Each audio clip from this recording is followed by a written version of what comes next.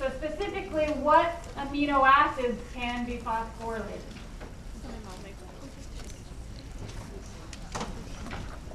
Remember your amino acid structure? What amino acid is represented? What does that look like?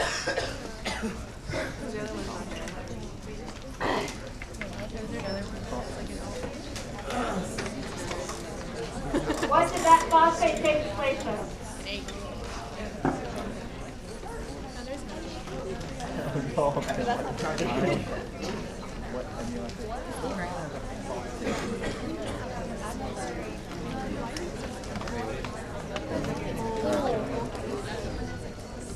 All right, in these signaling pathways, you're going to see lots of components that we've already learned coming into play. So first is our amino acid structures. Which amino acids can be phosphorylated?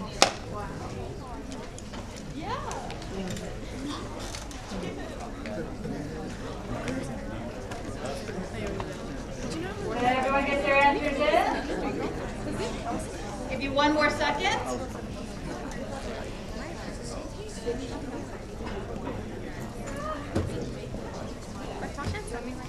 All right, let's take a look. I never know what the first that.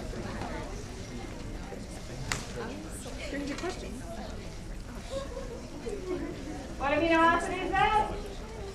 I didn't even start.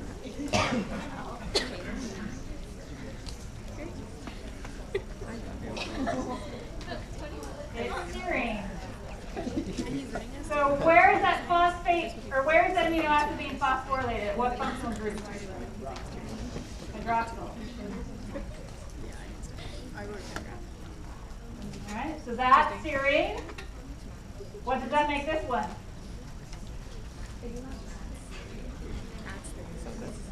I wish I would have found joke earlier.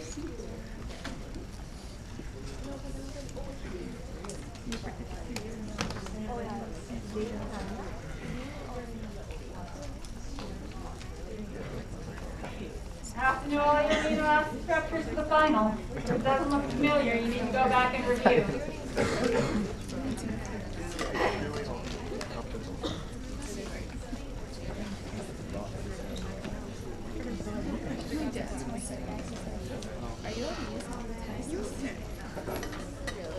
Did it go away? 14 people? Oh, yeah. Oh, yeah. Piss off everyone. One more second. Really stressful. Let's take a look. You can see it.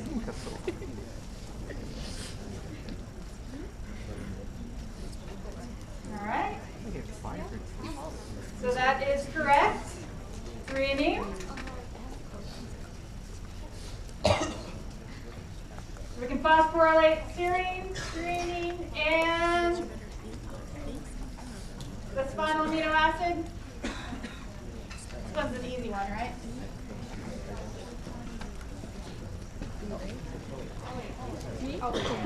Yeah, do that.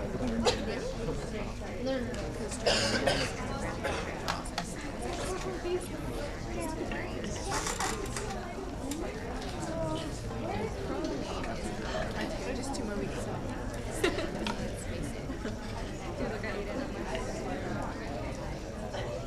I was talking about it. No, it came over. I think she's watching her farm. And then I had to catch it so we could show them. And then she was standing there because she was like this. But I was like, we can't hold it. All right, everyone had a chance to answer? Let's take a look. I know. I'm having a hard time with him. All right. I'm not just playing that. That's okay. She's like, there's like 2 babies. That one is indeed a tyrosine. So no babies.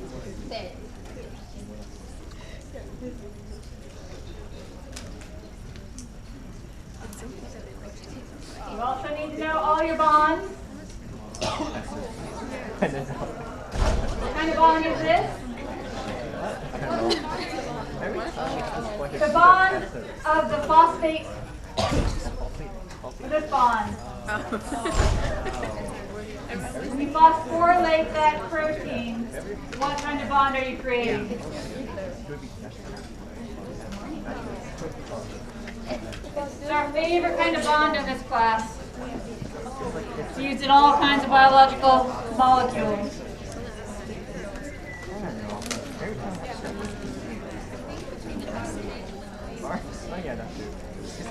Esther, there's no God, you make me nervous. There isn't, right? Not what if there isn't? Yeah, is there? Because Alright, let's take a look.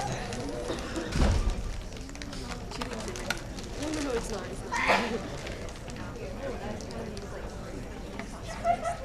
Alright, ester bonds. We see those every place, our phosphoesters.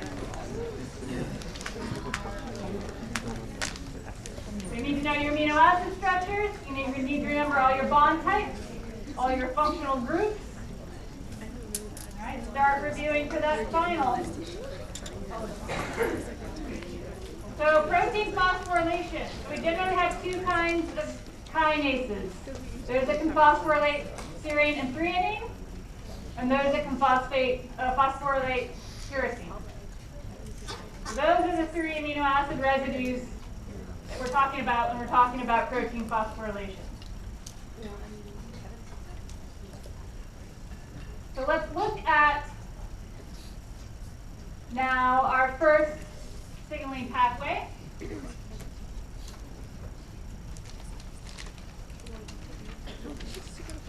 covered ion channels. We're going to look at first G protein coupled receptor pathways.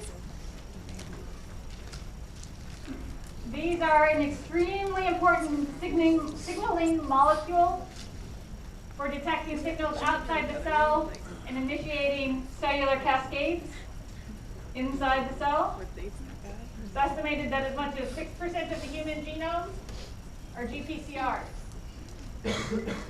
And they're a very large target for drug development. So GPCRs are important signaling. We're going to look at two versions of GPCRs, adenyl cyclase and phospholipase C.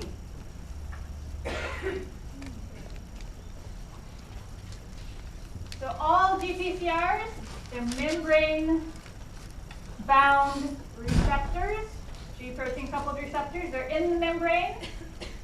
They have bits of the protein that are outside the cell, and these are going to be the parts that bind some signal molecule, a hormone, for example. Then you also have parts of that protein that are inside the cell that are going to interact with G proteins, hence the name G protein coupled receptor.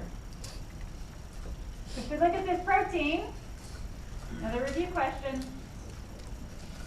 How is this receptor made? What kind of transport or import when it's translated? The membrane-bound receptor. How does it get in that membrane?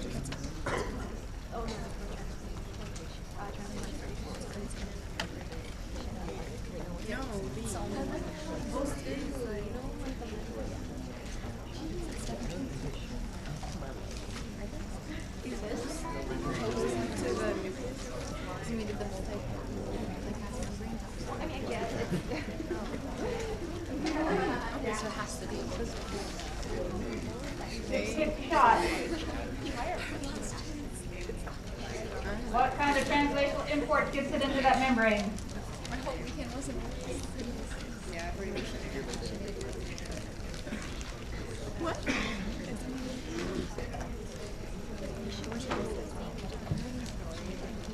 Alright, let's take a look. Starting to see how these pieces are fitting together as we look at signaling pathways.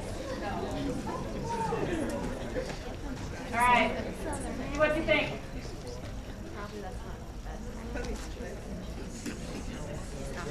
A little bit of confusion. Which translational import gets it into the membrane? Co-translational. Remember you had to do problems figuring out how to thread a protein through a membrane? So that's co-translational import when it's going into the ER that makes these membrane-bound receptors.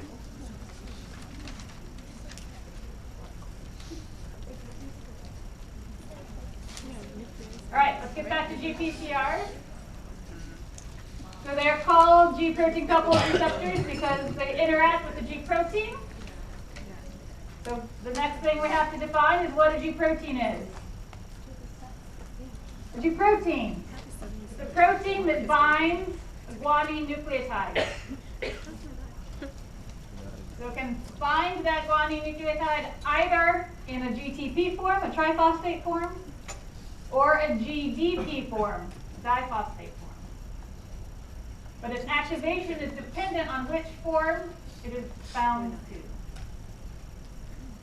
So we have our G protein coupled receptors that are interacting with the G protein that binds either GTP or GDP. So the first step in a GPCR signaling cascade, we have our schematic here, our receptor, our G protein. Our G protein, when bound to GDP, is inactive. Our receptor binds to some ligand, some molecule outside the cell.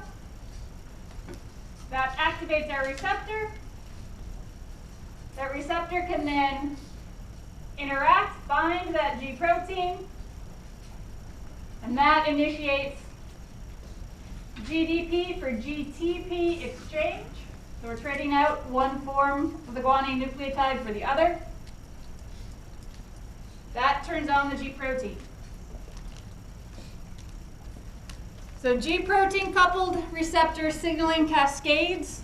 That first step is always interact with the signal outside the cell. Inside the cell, interact with the G protein, initiating a GDP for GTP exchange to turn on that G protein. To turn off this cascade, that GTP then is hydrolyzed back to GDP. And that inactivates that signaling cascade. So we need to always know how we are turning it on and how we turn it back off. All right.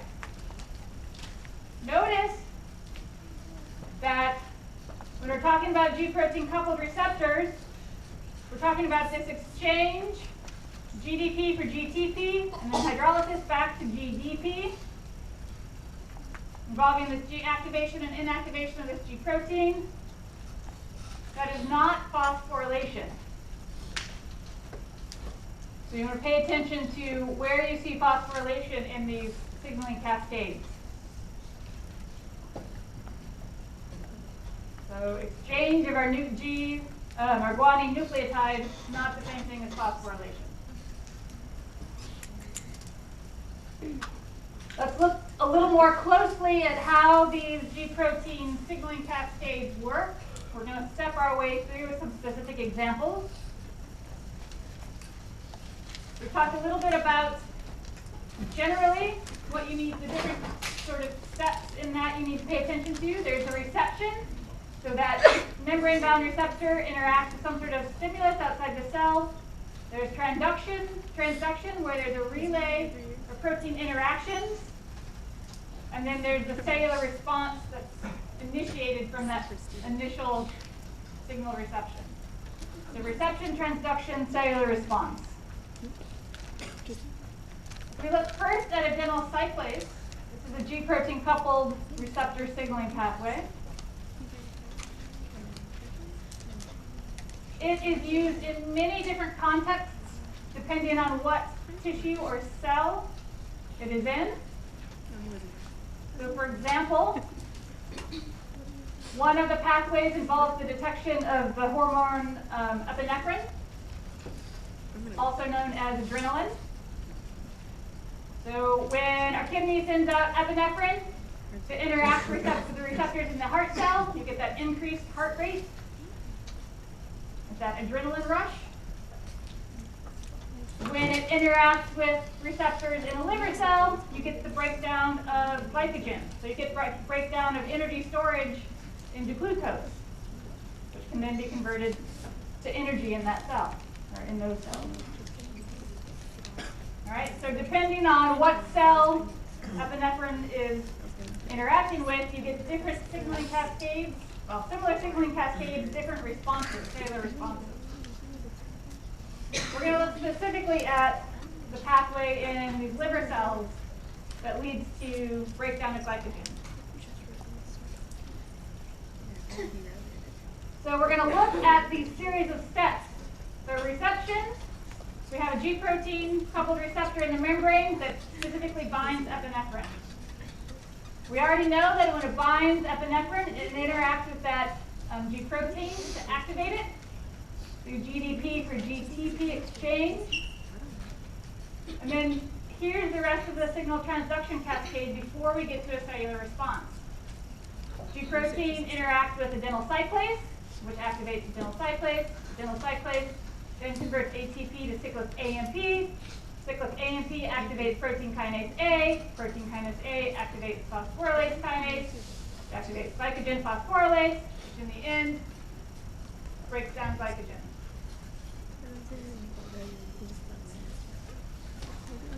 So it is a series of steps leading to that cellular response.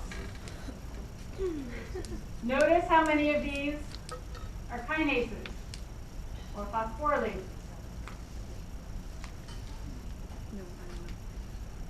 So let's walk our way through this and look at each step and how it's happening. First thing, an added detail I haven't told you yet, these G proteins are generally heterotrimeric, which means they're made up of 3 different parts. The GDP to GTP exchange happens in the alpha subunit. So we have an alpha beta gamma subunit that form that G protein. It's the alpha subunit that is binding the guanine nucleotide.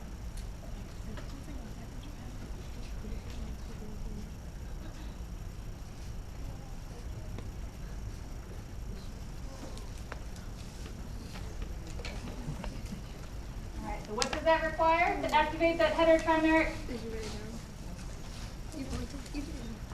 G protein?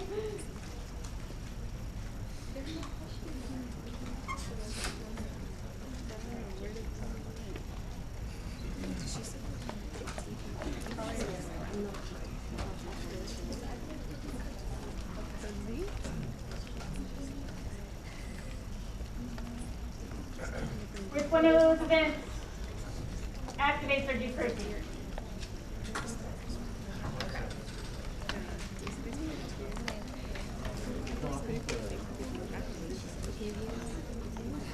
Yeah, but I never used to think that way. I think it's getting I feel like I feel like I didn't make it.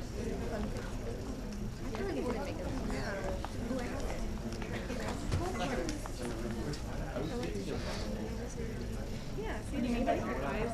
Yeah, I did when I was trying my eyes really sensitive. I had like white people. We're talking about specifically the activation of the G protein. So you're assuming that the receptor has found a ligand at this point.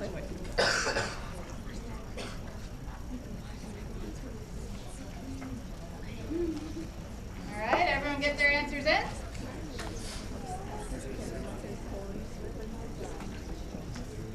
Let's take a look.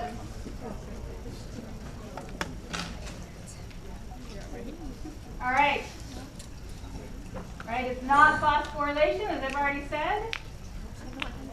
It is indeed when that receptor is activated, it's binding the G protein, causing the release of GDP and the binding of GTP. And that's what activates that heterotrimeric G protein. All right, so we have our active receptor. It binds our G protein, releases GDP, binds GTP to that alpha subunit. Then that alpha subunit, once it's activated, dissociates from beta gamma subunits and goes on to interact with other proteins in the cascade. And the adenyl cyclase cascade, that alpha GTP is going to interact with adenyl cyclase, activating it, allowing adenyl cyclase then to take and convert ATP to cyclic AMP. So what's AMP? Adenosine monophosphate. Should be able to draw that for the exam. All right. Oh, whoa. What was that? My computer apparently needs help. All right. So just as a reminder, when I asked you to draw things on the exam, draw out the chemical structures completely. Don't use a P circle to indicate phosphate. Give me the PO3 2- or whatever state it is in. You need to draw out oxygens and nitrogens. Same rule applies for the final. For the carbons, you don't need to worry about the hydrogens. Everything else, put the hydrogens on, draw out all functional groups. Pay attention to everything that's not a carbon. Yeah?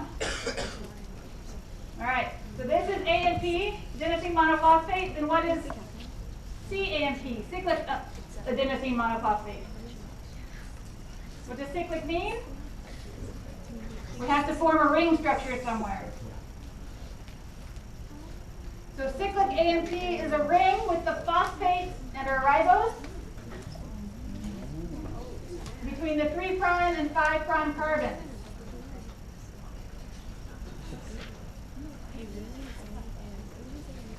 All right, you should be able to draw this. You should know what it looks like.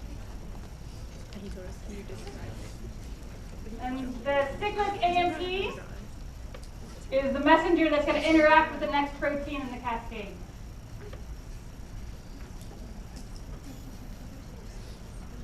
So adenyl cyclase is converting, once it's activated, converts ATP to cyclic AMP. The next player in our cascade, protein kinase A, which is inactive, until it interacts with cyclic AMP. And that activates it. So let's look at how protein kinase A works and how cyclic AMP is controlling its activation. So protein kinase A is made up of 4 subunits. 2 of those are regulatory, 2 of those are catalytic and phosphorylate proteins when active. So when it is inactive, when there's no cyclic AMP around, the catalytic subunits are bound to the regulatory subunits and they're turned off. When protein kinase A is activated, so once adenyl cyclase starts making cyclic AMP, that cyclic AMP binds to our regulatory subunits of protein kinase A. That allows release of those catalytic subunits, and they become active once they're released from those regulatory units. So cyclic AMP binds those regulatory units, allowing release of the catalytic subunits, which can then phosphorylate proteins.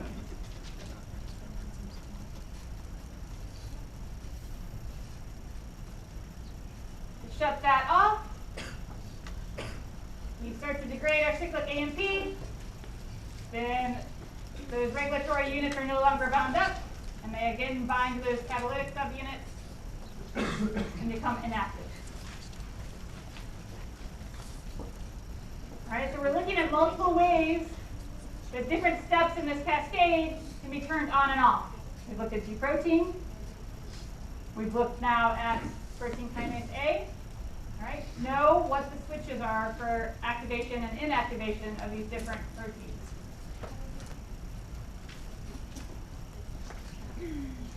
All right, so we have our alpha subunit GTP activating adenyl cyclase, converting ATP to cyclic AMP. That's interacting with the regulatory subunits of pKa, allowing the catalytic subunits to become active. Those last few steps in this transduction cascade, protein kinase A, it's a kinase. It's going to phosphorylate something. pKa, phosphorylase kinase, making it active. Phosphorylase kinase, phosphorylase B, making it active. inactive phosphorylase. There seem to be different letters there.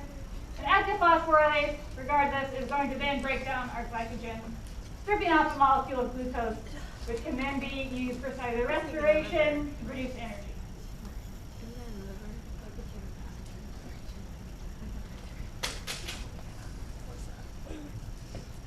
All right, so it is a series of protein interactions where the protein in this previous step gets activated and then is able to activate the protein in the next cascade, the next step of that cascade.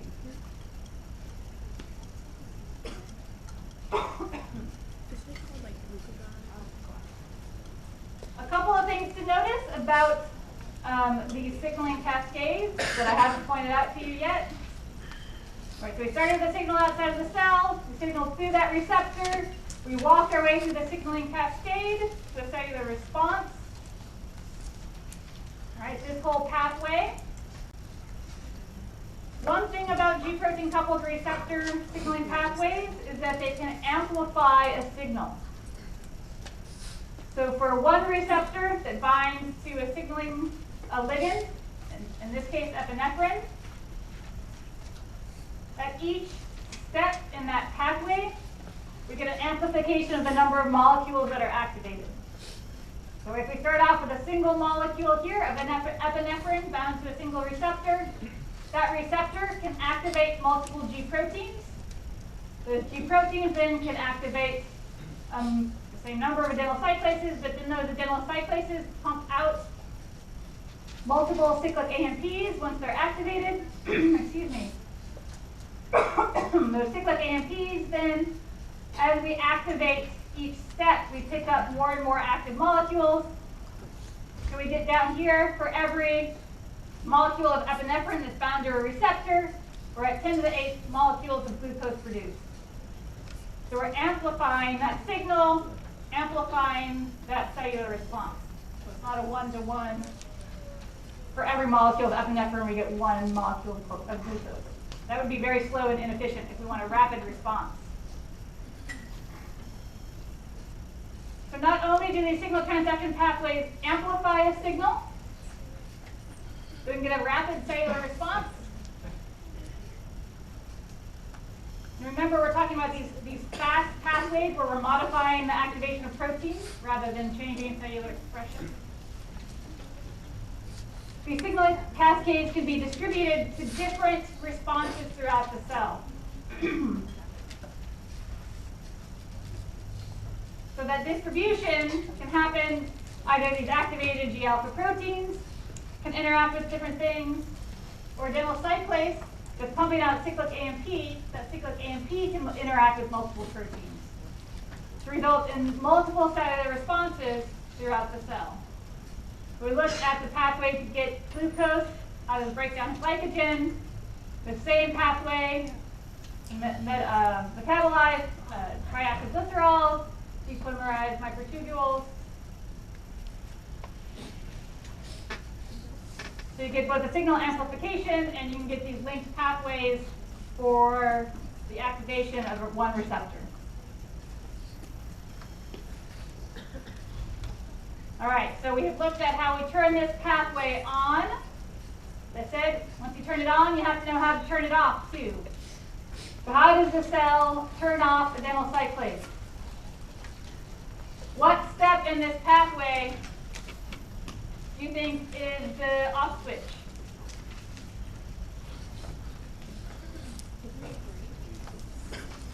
Aren't there multiple areas where you can turn it off?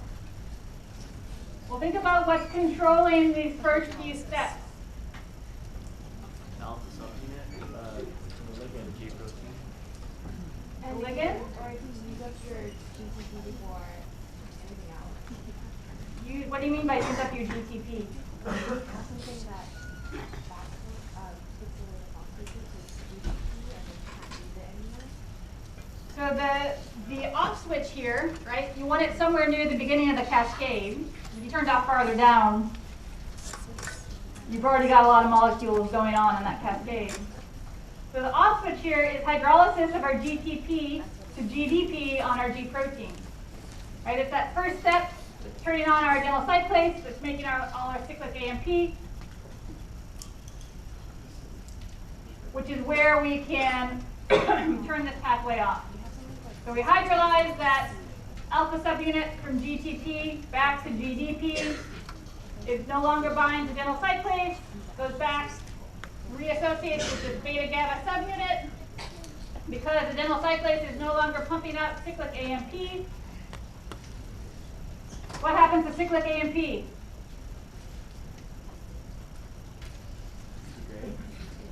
We have to degrade it to turn the rest of the pathway off.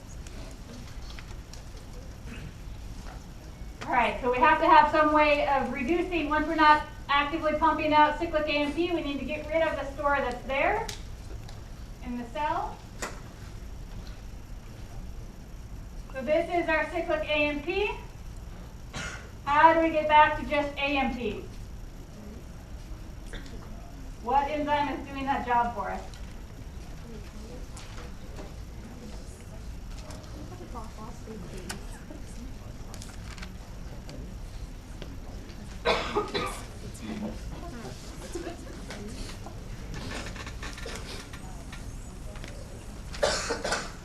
Yeah, because it's kinase.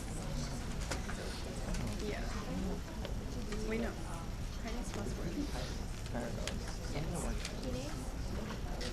I don't know. I have to do it.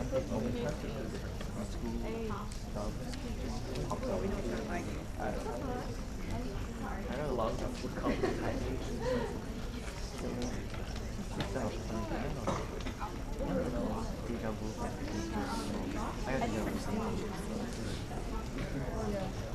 I'm being wrong, so feel free to change your answer. All right, everyone. Get their answers in. I'll give you one more second. It's a free will. I don't know. I couldn't believe that they were taking shit. Because we're DNA, so like RNA is like... Oh wait, no, there's no DNA. There's just RNA. I will give you one more second. Get your answer in. Okay, 90, 99. Yeah, 99. Let's take a look. See what you think. Your answer in?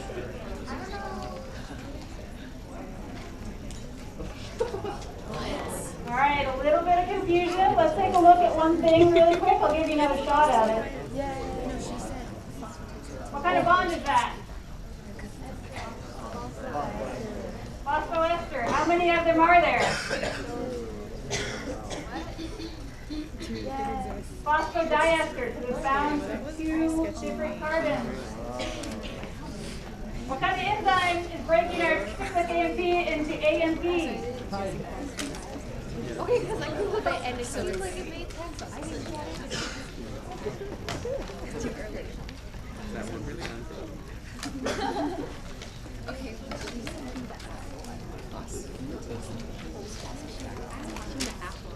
At our last lecture at the very end. Wait, are you what?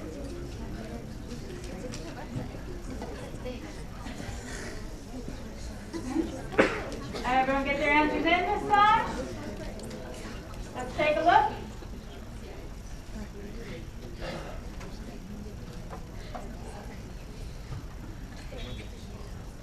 There we go. Phosphodiesterase. Right? It's not a phosphatase because we're not removing that phosphate completely. We're just breaking the phosphodiester bond, leaving that phosphate in place.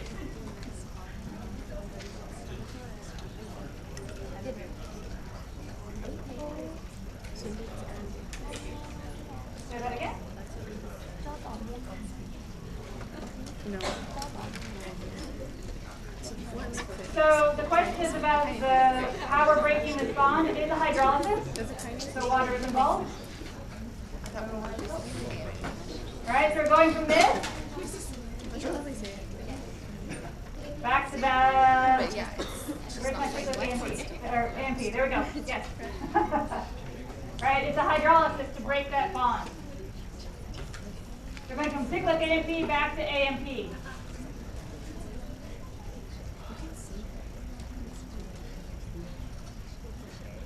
All right. So we're breaking one of those phosphoester bonds with a phosphodiesterase. Also shorthand PDE. So once our G protein is inactivated,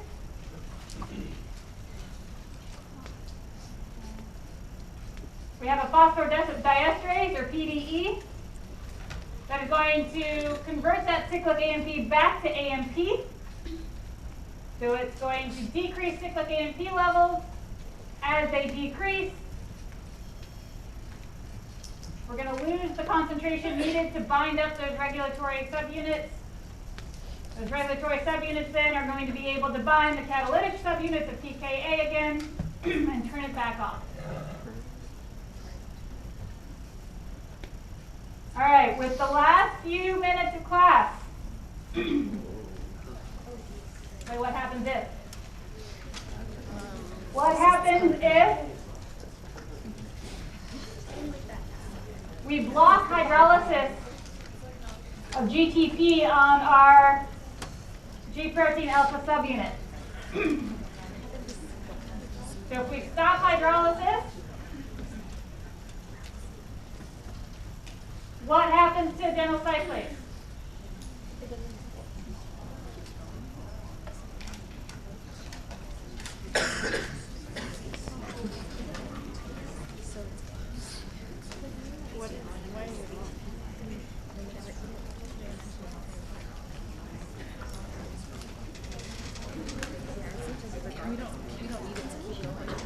What does it mean if it's on?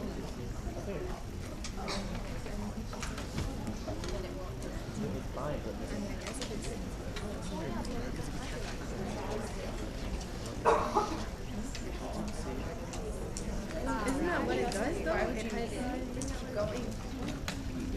Because you're not hydrolyzing, it's keep going. All right, everyone gets their answers in. See?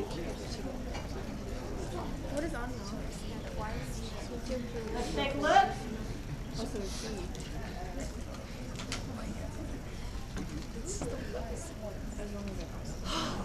All right, a little confusion. So if we block GTP hydrolysis She's gonna say C. on our G protein, that means it can remain bound to adenyl cyclase. If it remains bound to adenyl cyclase, what's the state of adenyl cyclase? It's on.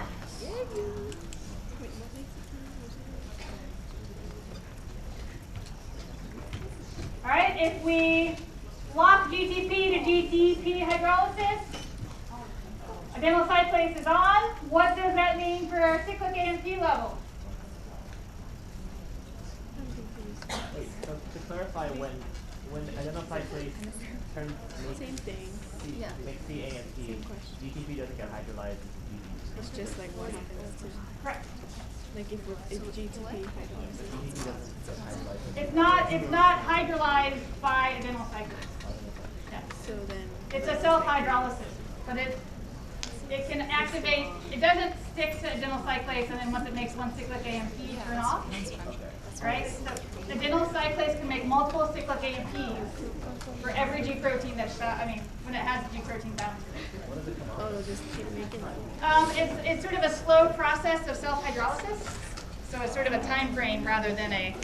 So it does turn to GDC, but it's not triggered by the creation of CAMP. Correct. So the question is how GTP to GDP hydrolysis is triggered. It's a self hydrolysis. It can be stabilized by binding partners, but it's not driven by adenyl cyclase making cyclic AMP. So when an alpha subunit is bound to adenyl cyclase, that adenyl cyclase will keep making cyclic AMP until that G protein is hydrolyzed. All right? So it's not like there is an event that hydrolyzes it. It's a time frame, sort of a degradation time frame.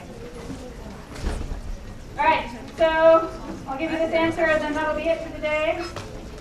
What happens to cyclic AMP levels then?